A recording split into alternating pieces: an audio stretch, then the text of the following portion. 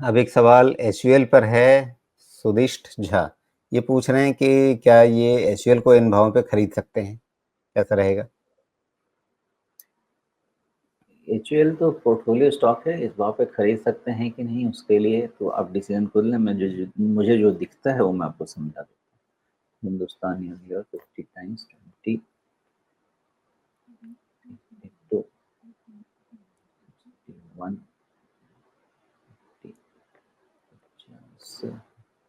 5-7% से ज़्यादा तो डाउनसाइड नहीं लग रहा है, लेकिन चार्ट में तो ब्रेकडाउन है, ऐसा क्यों है? HUL नहीं, मुझे लगता है ना राजीव जी, ये जो 2200 के आसपास का रेंज है ना इसका, ये बहुत ही स्ट्रॉन्ग सपोर्ट इमर्ज होना चाहिए और इसका वाइड रेंज होना चाहिए फ्लक्चुएशन 2200। अब फिर हो सकता है आप बोलेंगे 40-50 रुपये ऊपर नीचे तो इतने बड़े शेयर में हो सकता है, लेकिन मैं यही मान के चलता हूँ कि एक जो लो बना है ना इसका, वही नहीं, ये 1 अप्रैल 2024 का है। वो लो क्या है? 2163। अब 1 अप्रैल का है, थोड़ा सा डेटा कॉन्वोल्यूटेड हो रहा है, लेकिन वो जो 2163 का लो है तो आप 2150 समझ लें, उसके आसपास इसका डाउनसाइड होगा और अपसाइड भी अभी रिस्ट्रिक्ट होगा 2500 के पास। यहाँ पे ये दोनों में अभी इसका रेंज कंसोलिडेशन चलेगा, but long term stand point से और एफएमसीजी स्टैंड पॉइंट से आप मुझको पूछेंगे तो मुझे लगता है कि चीज़ें यहाँ से अच्छी होनी चाहिए than being bad, but it's a time taking procedure, इस चीज़ का ध्यान रखना चाहिए। जी, इसमें 16 अप्रैल का पिछला बॉटम दिख रहा है।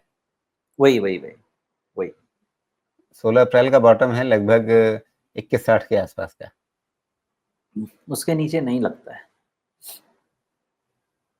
एक्चुअली उस दिन 2180 के आसपास का बॉटम है जी, 2180। तो फिलहाल मतलब यहाँ से बहुत ज़्यादा नीचे नहीं दिखता है, लेकिन फिर क्या ये अगर पोर्टफोलियो शेयर है और बहुत ज़्यादा गिरावट नहीं दिखती है तो क्या इसे एक्यूमुलेट करने का समय है? ठीक है, पोर्टफोलियो शेयर ही है तो ऐसा है कि 50 टाइम के नीचे कोई भी इसका प्राइस अर्निंग मल्टीपल लंबे समय तक सस्टेन नहीं होता है। तो एक डिस्कशन ये हो सकता है कि 50 के नीचे सस्टेन नहीं हो सकता है, लेकिन अगर अर्निंग्स ही नीचे जाएंगे तो वो मल्टीपल अपने आप ही खराब होता रहेगा।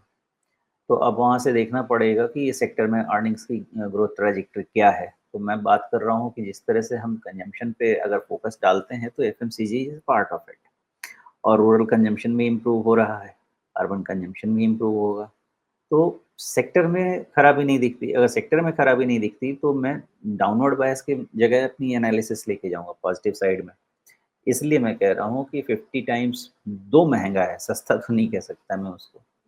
2 50 टाइम्स महँगा है, 50 टाइम्स के नीचे 10% से ज़्यादा डेविएशन इसमें तो नहीं होगा वैल्यूएशन बेसिस, और आने वाला समय कंजम्पशन के लिए ठीक हो सकता है।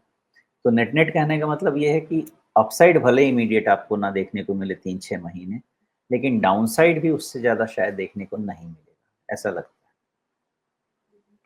लेकिन फिर भी वो लो का ध्यान रखिएगा क्योंकि बाज़ार अपनी चाल अपने आप डिसाइड करता है।